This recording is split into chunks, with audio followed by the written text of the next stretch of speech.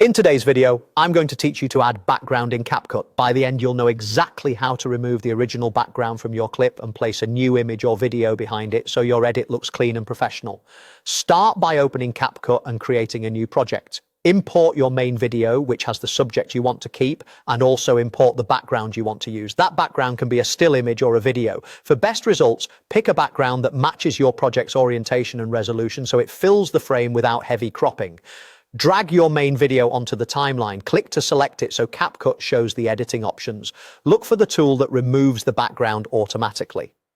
Depending on your version, this is typically labeled Remove Background or Auto Cutout under the Cutout section. Click it once and let CapCut process the clip. It will detect your subject and remove everything behind it. If you notice rough edges, give the app a moment to finish analyzing. Good lighting and clear separation between your subject and the original background will help the cutout look cleaner.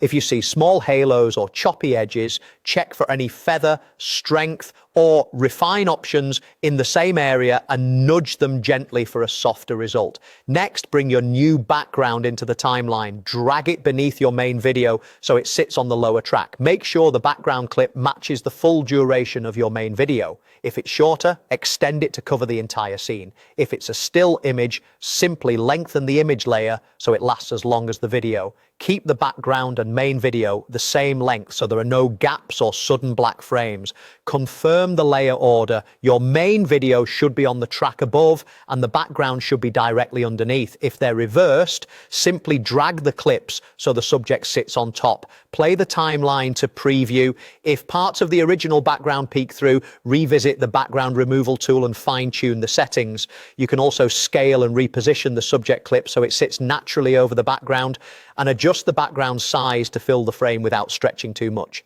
That's it. You opened CapCut, imported your video and background, removed the original background, matched the durations, and placed your subject above the new background for a clean, layered look.